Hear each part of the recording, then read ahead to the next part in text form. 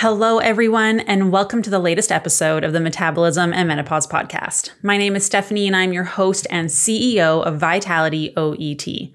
We are a women's nutrition, health, and fitness company that focuses predominantly on women's hormones, particularly as they start going through perimenopause and onwards. We know that you start experiencing so many changes in this time of your life, whether it be hot flashes, night sweats, irritability, brain fog, or that wonderful weight gain around the middle that seems to have come out of absolutely nowhere despite you not changing anything. So you go back to those tried and true methods of cutting calories, cutting carbs, doing a bunch of cardio, but it feels like nothing is working. In fact, it feels like you're putting in all this effort and you're actually just moving backwards. But we know now that your body is inherently different now that you've gone through these hormonal changes. So our mission here at Vitality is to really help you understand how your body changes during this time of your life, so you can reach those health and fitness goals, feel in control and at home in your body again, live a life full of vitality, and really understand how to take care of this new body of yours. So today, I want to talk about the protein trap. And you're probably like, what, Steph? I've been told all my life, protein is so important. Protein is so important. But I want to talk about why certain types of protein or these healthy foods can actually be sabotaging your ability to be able to lose weight, to get fit, to get toned, to feel the way you want to in perimenopause and the years that follow. So I'm really going to dive into all these hidden pitfalls of certain protein health foods, the impact on your ability to lose weight, breaking down the key differences between different types of protein, which is really important, and explaining how some of these quote unquote healthy choices can actually be sabotaging your progress. So we're going to talk about weight gain, inflammation, hormones, bloating, all of these things, and really discover the power of the right foods to help you support your fat loss journey so that you're not letting these little hidden things really derail your fat loss goals. So I'm going to talk a little bit about processed and unprocessed protein foods because, there's regular bread and then there's keto bread or low carb bread or keto wraps and there's protein bars. So understanding all of these things. Before I really get into that stuff, I want to talk about first why you need to ensure that you're getting enough protein in the first place before we dive into types of protein. Because if you're not getting enough, that's the first problem. So there are many reasons why you need to have protein in your diet, right? So many reasons. So I'm going to break them down briefly here. I did a whole podcast on protein and menopause fat loss, which you should go back and listen to because I'm not going to dive into every single category into detail. Otherwise, this podcast could literally be 3 hours long, and I don't want to do that to you. You might enjoy these podcasts, but that's a lot of me time. Right? And I want you to be able to listen to this all in one kind of sitting. I know some people like to listen to this on 1.25 or 1.5 speed to get through it a little bit quicker. So that's a quick tip for you as well if you're finding these podcasts a little bit long, but you still want all the information. So reason number one that you need to make sure that you have enough protein in your diet is blood sugar control and energy. These are two things that really start to suffer during perimenopause and menopause. We know that when estrogen starts to decline as early as our 30s, we know that women really start to struggle with blood sugar control because that's one of the things that estrogen is really important for. And with that, you're going to see a dip in energy, the energy crashes, and then the cravings that come along with it. So we want to make sure that you are not becoming more insulin resistant, which already happens when estrogen goes down. So we need to make sure that your body is better at regulating blood sugar, right? So basically what happens is you eat food, there's going to be some carbohydrates, some sugar in there. Blood sugar is always supposed to spike after you eat, right? This is natural. It's normal. We want that to happen. But it's when we're having this up super big spike and then the drop that comes afterwards where we become more insulin resistant or our body starts to struggle and starts to store fat. So we want to make sure that we're trying to avoid super high spikes. We want to have a nice slow increase and then maintain that. And then it comes down slowly.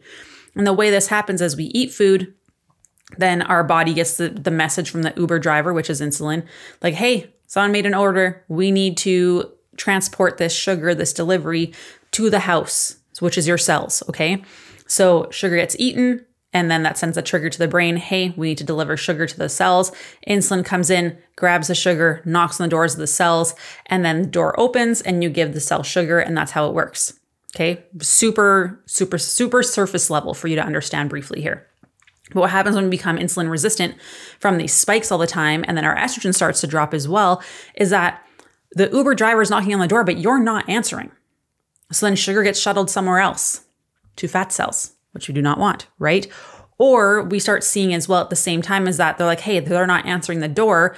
They call their other insulin buddy friends to come start knocking on the door. And then we see this big rise in insulin that's trying to transport the sugar places, but your body isn't responding because it's been used to having so much sugar all the time, or these huge spikes in your blood sugar all the time, which isn't just from carbs, because we want carbs in our diet.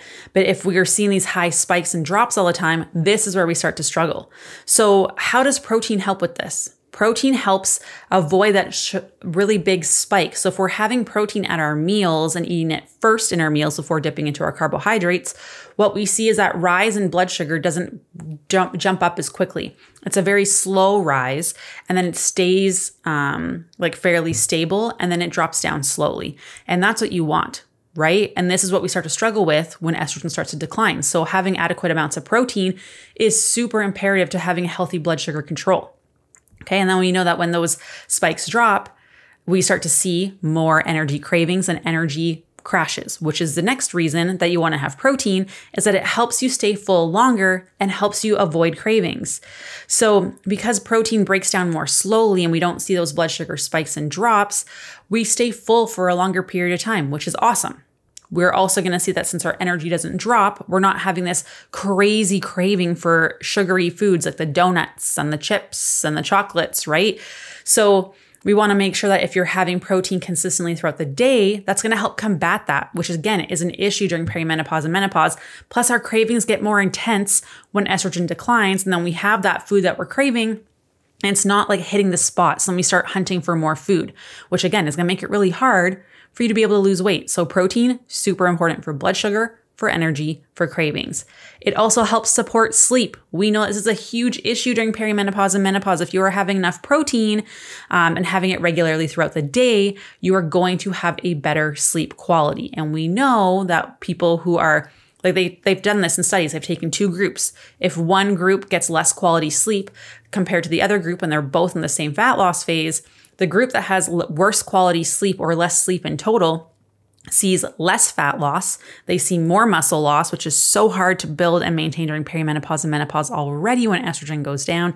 And you're going to have more issues with hunger hormones, so more intense cravings. So lack of sleep is also going to contribute to this. So making sure you're having protein throughout your day and before bed can really help you to sleep better throughout the night and then see better results from your weight loss attempts. Okay. So again, super important. It's also great for optimizing your hormones, which we are now struggling with, right? We have different hormonal imbalances and issues.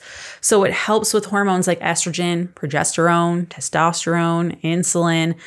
And these are all the hormones that we tend to struggle during this time in our lives, right? We start having imbalances where one is too high and one is too low. They're not in harmony with each other. So the reason we want to make sure we have good progesterone levels is that it helps us stay calm and relaxed. We sleep better. Stress just rolls off our back. Nothing really bothers us as bad. It helps keep our androgens in check, so then we're not having like PCOS type symptoms, and can really help you with your libido, your weight loss, your mood is more stable. So many benefits to progesterone. It helps you with your estrogen because estrogen is important to maintain and keep in balance with progesterone. It helps us control our blood sugar, our bone density, maintaining and building muscle mass, helps keep our cortisol levels in check. So when it's not in the best range, we start having like trouble concentrating and the hot flashes and the night sweats and vaginal dryness, and we're irritable, we're having mood swings, we have more headaches, decreased sex drive, we are tired all the time, more cravings, more insulin resistance. These are all things that we hear over and over and over again. Testosterone, it's actually supposed to go up during perimenopause and menopause. If protein is low, we struggle with testosterone a little bit more as well. So testosterone helps take over for that decline in progesterone and estrogen. It helps us with our libido. It helps us feel motivated. It improves our metabolism, so we're burning more calories at rest, which means that it's easier to lose fat. It helps you with your energy, your mood, even your urinary incontinence. Okay, testosterone, super important. Our thyroid, also very important. Adrenal health. We talk about this all the time, right? So protein helps support all of these things that help improve your metabolism, your mood, your energy, your cravings. You actually feel good. And when you feel good, you're more motivated. When you don't feel good, the last thing you want to do is go for a walk, eat a salad, right? You want to stay home. You want to veg on the couch. You want to binge watch Love is Blind. New season just came out yesterday when I recorded this podcast. Very, very easy to want to sit and binge, right? It's a great show. I love it so much. I'm addicted to it. It's a problem. It really is a problem. But protein is going to help support all of the hormone production, and it makes taking care of our bodies so much easier. Muscle mass. We need protein for muscle mass. If you do not have enough protein, you cannot build muscle. Physiologically not possible. You do not have what you need to build the house. That's like, I'm going to build a house and you have this wonderful plan. Cool. If you don't have the wood and the foundation and hammer and nails and all the things that you need, you literally cannot build the house. You can have the best plan ever. But if you don't have the things to build it, you cannot build anything. Nothing's going to happen, right? This is why protein is so important. And it's important to note that muscle mass declines. You can lose up to 10% of your muscle mass in the 3 to 4 years before you go a whole year without a period. Okay, so the 3 to 4 years before perimenopause and menopause, we start to see muscle mass decline, fat mass incline, body fat percentage starts to increase as well. We don't want that. So protein is really going to help you with this. Not to mention you have the thermic effect of food, which means your body burns 20 to 30% of the calories that you consume from protein. So if you eat 100 grams of protein, you burn about 30 calories. If you have 100 calories of carbs or fat, then you're only burning 10 calories. So by eating more protein, you're burning more calories from eating. That's amazing.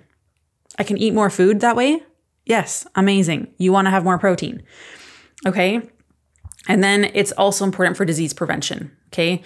With everything that protein helps support, you're going to see that sarcopenia decreases. So losing muscle mass, we're not as big of a risk for that because it does increase during perimenopause and menopause, unfortunately. Osteoporosis risk increases. So protein helps combat that. Obesity, dementia, diabetes, and it lowers all-cause mortality by having more muscle, by having enough protein. So we've established protein, super important for this time of our life, all the time in general. Have to be proactive about it, right? So what about what kinds of protein that you should have now, right? Because I said like some protein cannot be that great for you all the time, right? Like there's certain things that can really actually steer you off course when it comes to protein sources.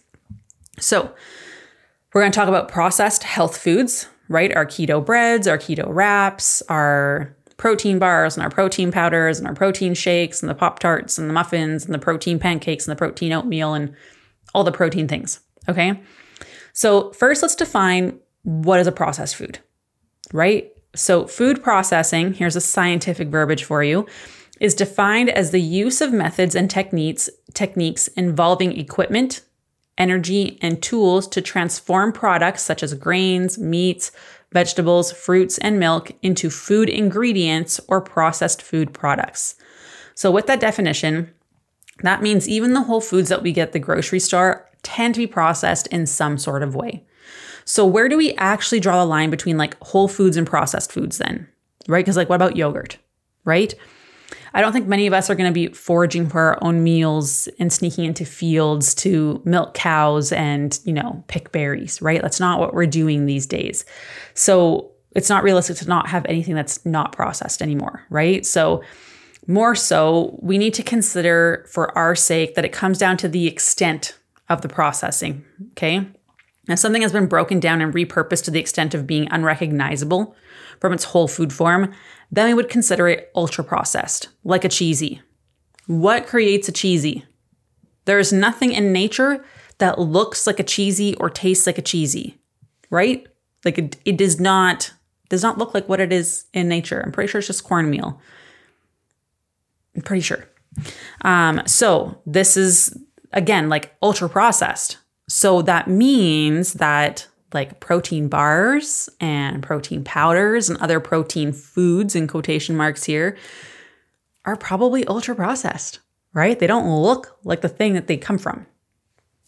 So while meats would still be processed from like butchering, for example, they're still the whole food form and are still considered to be unprocessed because like, I can put the rib back in the cow. Like I can see where it came from in the original form, right? Same with like beans. Like they look like a bean from nature, right? So there are many, many, many ways that we can get protein in our diets, but most packaged foods with a high protein content achieve this by using protein sources that have been isolated from its whole food form by being chemically extracted into a powder. Correct? Protein isolates are stripped of almost everything except the protein itself. We do not find that in nature that is inherently ultra processed, okay? So eating protein in an isolated form is similar to taking like a vitamin A supplement, for example, right? So instead of eating the carrots, you're just having the vitamin A, right? Vitamin C, you're taking that in a pill form instead of having an orange, right? So when we're having those isolates, the protein powders and things like that, we are missing the active chemicals, the antioxidants, the fiber, and other beneficial components of whole foods that impact how our body functions. So one way to identify a protein isolate in your food is look at the ingredient list. Where protein isolates are listed, it's going to say things like whey protein, pea protein, soy protein, as opposed to being listed as like milk or soy or peas. Like it's going to have like something protein next to it. Or like, for example, for myself, actually, I'm going to give this example later because I'm going to get on a tangent and we don't need this right now. Stay the course, Steph. Stay the course. This is how my brain works. I get excited and I'm like, no, let's just teach first, examples later. So proteins from whole food sources are going to help us feel full longer. They're going to curb our hunger and they're going to leave us feeling satisfied after we eat. Okay. Eating the right amount of protein also helps stabilize those blood sugars, like I mentioned, especially when they're consumed alongside of like fat and fiber in particular. So this is why when you have like a protein bar or a protein shake, you might be hungry about an hour after eating it, right? Or if you're having like a piece of fruit on its own, like you will find that you are hungry sooner than if you have your fruit with like yogurt or if you have your fruit with like some nuts, right? Like you see that the digestion time takes longer. So eating too much processed protein and too few whole foods can create a ton of havoc on your digestive system. This is something a few of our clients learned the hard way. They wanted to do it this way and we're like, okay, but like in 2 weeks we're reassessing and if it's not working out, we're doing it our way. And we see that when women have a lot of these processed health foods, we see digestion really take a hit. We see gut health, not so great.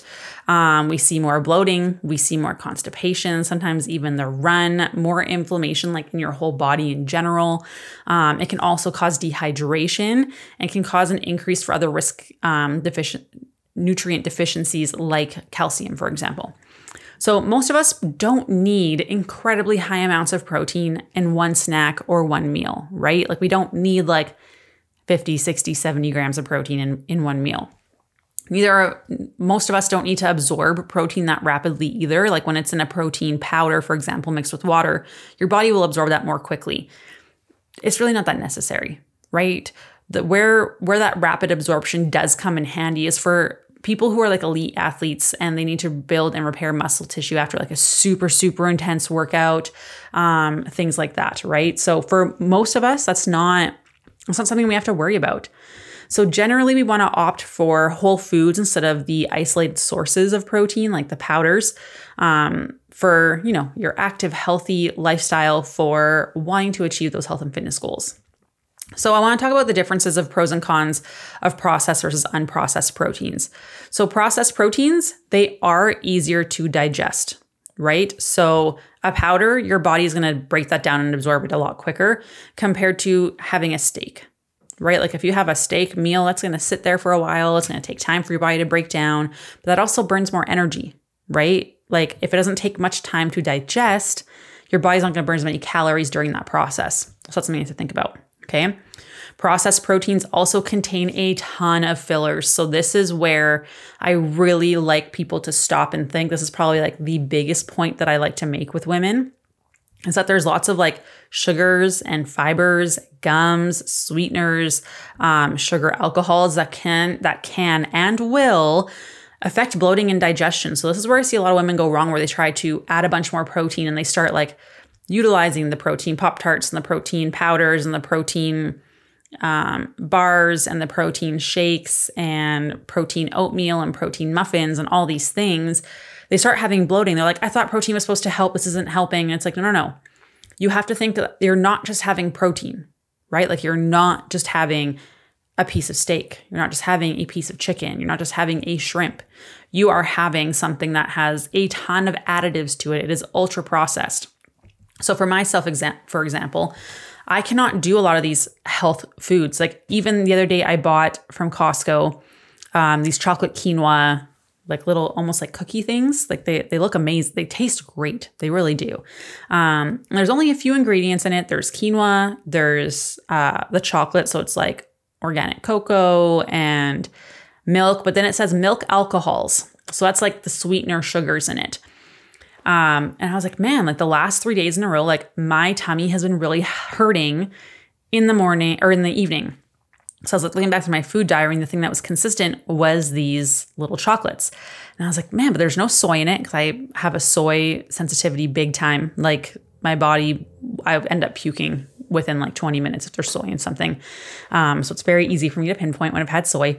I'm the same with pea protein as well. So I can't have soy, can't have pea protein. And I was like, man, like this doesn't have it in there. And then I was reading the label and I was like, I missed the sugar alcohol. And this is why I cannot have a lot of protein powders. I cannot have a lot of protein bars. There are very few things that I can have, and I can't have it every day. I need to spread it out over the course. Like I have like maybe 3, maybe 4 max protein products in a week, because it's really hard on my stomach. I get bloated immediately. I have lots of pain. I get constipated. Like I just do not feel good. And it's because of the sugar alcohols, the gums, but also the added fake fibers. So they hyper process fibers. They pull it apart to take only fiber out and inject it into these things. So if you look at, because fiber comes from carbs. So inherently, if you are eating a low carb product, like a low carb bread or a low carb wrap, and then you go and look at the label and it has 10 grams of fiber, you know it's ultra processed fiber that's in there. And a lot of people cannot break that down and digest it well. Okay, so that's something to be aware of, that a lot of these products, through the things they add to make it taste better, are actually really hard on our system, because they're so ultra manufactured that it's not great for your body, right? You're going to have inflammation. If you're someone who's already struggling with poor energy, you're already struggling with gut health stuff, I do not recommend these like health processed foods, because they're going to do more harm than good, unfortunately. Processed proteins are also less filling, like I talked about. So they're easier to break down and absorb. They're also less satiating because they break down so quickly. So it's the equivalent of eating like a chocolate bar, right? You're going to be hungry again in a little bit, because, you know, it's digesting very quickly. So that's why they shouldn't be used as like a meal replacement, and they shouldn't be considered a whole meal. A protein bar is not lunch. A protein Pop-Tart is not breakfast. A protein shake is not dinner. We want to have an actual whole food meal. Okay? A protein bar is not a meal. Ever. Period. Done. End of story. Okay? We know that it can cause dehydration to have a lot of these processed protein health foods as well, because they require more water to digest. So if you're already someone who doesn't drink a ton of water, it gets pulled in to help you digest. And if you're already someone who doesn't drink a lot of water, it can dehydrate you, lead to more constipation. This can also lead to more hormone imbalances, as our body's not able to detox the extra hormone metabolites that we need. This is very common with estrogen dominance. So if you're someone who struggles with that, using processed protein products, these health foods, probably not the best option for you. Okay. And they do have the potential to cause other nutrient deficiencies like calcium, I mentioned, okay? Just the way they're broken down and absorbed and things like that. So dairy, where does dairy fall in? Dairy is like a in the middle ground of processing, right? It's a useful and a great tool and a better alternative to like something like protein chips or protein Pop-Tart or protein bar, but it still needs to be used in moderation. So for example, I always like to give an example of one of our clients. She was having crazy amounts of dairy. Oh my goodness. So her food diary looked like a cup of cottage cheese, a cup of yogurt. She had like a cup of like a keto low carb ice cream in the evening. She would also have a protein bar and a protein cookie. So like that's a lot of processed stuff. So we told her, okay, no more than a cup of dairy total in your day and only one protein health food in quotation marks here, every other day. Like that's it. And like when she did that, it was wild how much her bloating decreased. Her digestion got so much better, regular bowel movements. She wasn't having like all this fluid retention and inflammation. Like she felt so much better in just like a few days. It was awesome. So this is where we need to be aware that moderation is key for everything. And there's a bell curve to everything in life, right? So we don't want to be relying on these processed health foods. We want to be getting most of our protein from whole food sources. And you have to remember that everyone's body is going to be a little bit different. My body, super sensitive to the sugar alcohols, the fake fibers, and soy and pea protein. Like cannot absolutely do that. And I have to be careful with my dairy that I don't have too much in a day, right? So everyone's going to be different. This is why when you're, for example, with our clients and they're working with coaches, we monitor biofeedback so much and we talk about this stuff with them very often. So has there been changes in your bloating, your digestion? Are you having regular bowel movements?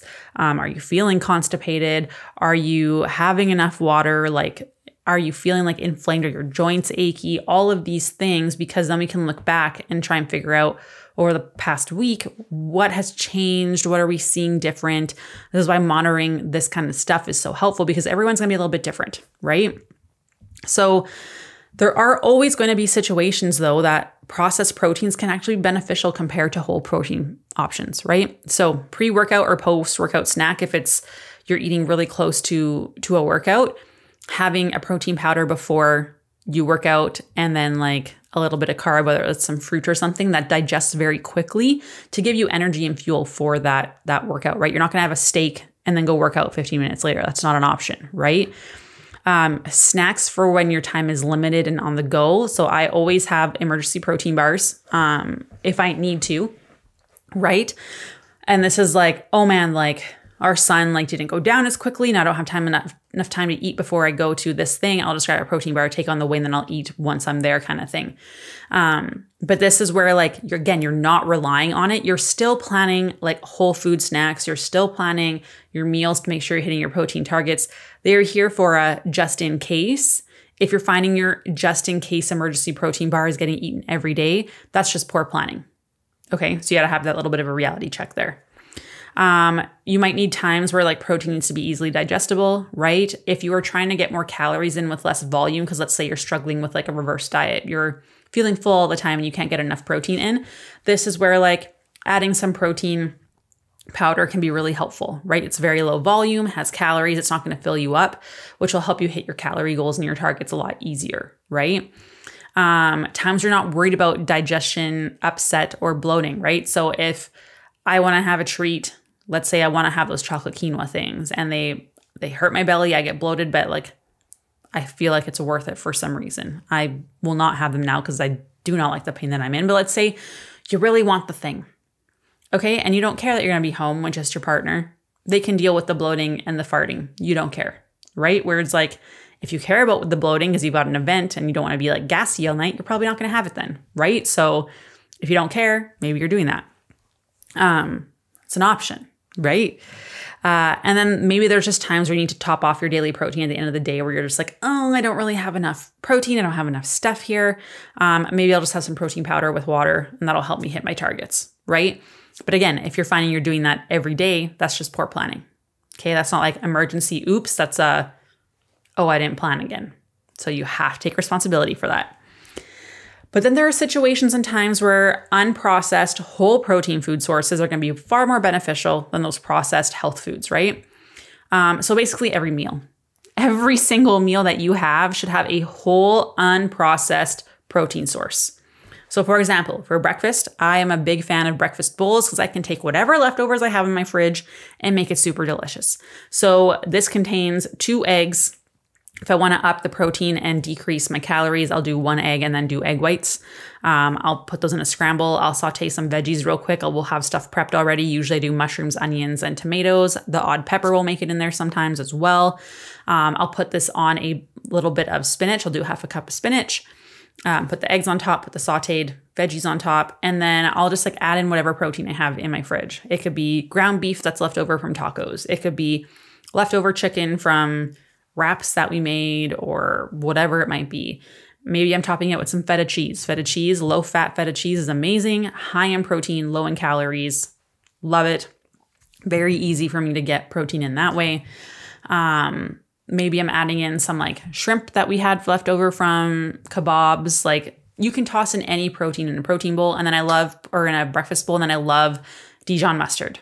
Love, love, love Dijon mustard. I put it in like everything. It's my favorite. But you can find different sauces, different kinds of seasonings and stuff to make it taste the way you want. Like you could do like a like Mexican breakfast bowl, right? Maybe you're adding some beans to it. Maybe there's some salsa. Maybe there's some guac, right? There's so many ways to up your protein in breakfast. So easy. And that's like all whole food sources. It's amazing. Very easy. So whole protein, whole foods, very important. Those should be present at every single meal. Okay. Then there are times when you are hungry and you want to feel more full for more than just an hour, which is like most of the time. We don't like feeling hungry. We don't want to deal with cravings. So therefore you should be having whole food protein sources most of the time. When you want to feel more satisfied as well, if you need to consider bloating and digestion, right? If you don't want to be gassy, if you don't want to be bloated, you're probably just going to have chicken breast as opposed to like a protein bar that might make you gassy and bloated, right? Snacks where you're not on the go. So a caveat here is like you should still be planning your snacks anyways. But if you're at home, have a whole food protein snack, you know, like a semi-processed kind of like falls in the same category of dairy is like, you know, jerky. It's just dehydrated meat. That's not bad for you, right? So whole protein food sources, all in all, should make up the majority of your day. We're talking greater than 70%, right? Because those health foods, the highly processed, highly palatable ones, those ones are technically part of your ultra processed, like 20% fun foods if you're doing 80%, 20% split, right? So while processed and unprocessed proteins do have differences, so do complete and incomplete proteins. Okay, so what does this mean? Let's talk about the basics here. Protein is made up of 20 amino acids. Okay, they are all connected to each other. It's what are the building blocks of protein. Our body is able to make 11 different types of amino acids, but there are 9 essential amino acids that our body cannot produce on its own, and therefore we need to consume from foods. Okay, there is 9. I'm not going to name them because I don't know who names these things, but they're hard to pronounce. I just don't know why people do this. It's ridiculous to me. Anyways, so an incomplete protein is a protein source that does not have all 9 of those amino acids that we cannot produce internally that we need to get from food. A complete protein has all 9 sources. Okay, so if it doesn't have all 9, it's considered an incomplete protein. So what about plant and animal protein sources? How are those different? Okay, the main difference between plant and animal proteins are the types of amino acids that they contain. Animal proteins and just a few small plant-based proteins contain all 20 amino acids. We eat the thing, we get everything that we need. Okay, but not all plant-based proteins like beans or rice contain all of the amino acids that we need. So therefore, there is always something missing from those building blocks. So you need to make sure you're eating a variety of different plant foods in order to get all of the essential amino acids for your body to function properly and optimally. So some examples of incomplete proteins would be nuts and seeds. They're missing something. Whole grains like brown rice or whole wheat bread. They're missing some amino acids. Veggies, legumes like lentils, beans, peas. They're all missing some of those essential amino acids. So you need to make sure that you're combining multiple different sources to get all the ones that you need. Complete proteins that have all the proteins that you need are basically all animal products. So fish, poultry, eggs, dairy products, beef or pork, and then actually soy products do as well, like tofu and edamame. Okay. So this doesn't mean that if you're vegetarian or vegan, that your options for complete proteins are limited. It just means that you have to be so much more strategic in hitting your protein goals. The thing too is like, for people to really understand, it's like we already struggle to hit protein when we are eating animal products. So if you're vegan or vegetarian, you need to be so much more on this to make sure that you hit your protein. So it takes a lot more planning. Doesn't mean it's not possible, because Coach Corinne was plant-based. We have lots of clients who are plant-based, but you can't just wing it. It's not going to happen on accident. I mean, I find it hard to like make sure that I hit my protein if I'm quote unquote winging it. So if I were not having animal products, like I would have to plan so much more.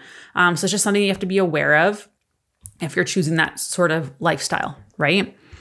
So again, make sure you're eating a variety of different sources to really set yourself up for success. So those are like the big things. I really want to hit home on one more thing about the health foods, about those fibers. Really pay attention to how much fiber you get day to day as well, because we know that if you go from, I was talking to a woman yesterday or the day before, and I was looking at her food logs for her, and she had 52 grams of fiber one day, 16 the next. The really only difference that was in her food diary was a low carb bread that she was eating on the days that she was having like 50, 60 grams of protein, because one slice had 10 grams. So she would have two, and that was easily just, 20 grams of protein right there. And then, or 20 grams of fiber right there, plus like her regular veggies and stuff like that throughout the day, which would throw her over. So for her, I recommended like just get a regular whole grain bread, like get a good blend that has like seeds and stuff like that. Like I personally have one that I love, that's flax and quinoa blend. And it has 5 grams of fiber or 5 grams of protein a slice. And there's no like highly processed protein sources in there. There's no protein isolates. It's just coming from the nuts and seeds. Has a few grams of fiber as well. And that helps me so much more. And when I had that and I switched from, this really high, low carb, high protein breads that I had done before, my digestion improved immediately. So take a look at where your fiber's coming from and your protein's coming from, and like how often is it coming from a highly processed source? Because we know that during perimenopause and menopause, we already struggle with inflammation like so much. When estrogen goes down, perimenopause, menopause, and the years that follow is just an inflammatory state. So increasing inflammation through these kinds of foods can really make things worse. Like your symptoms can get way worse, where it's like, hey, I used to have these things and nothing bothered me, and now it does. And it's like, yes, because now you're having more inflammation. So you're adding inflammation on top of inflammation. That's also going to affect your gut. So you're more likely to start seeing like food sensitivities and stuff like that. If we have more stress and more inflammation in our body, things pass through our gut lining that aren't supposed to. If you're already dealing with like thyroid and Hashimoto issues, like things like that, and autoimmune conditions, you're already super sensitive to inflammation. So these types of food sources likely are not going to be beneficial for you. In fact, it can be detrimental.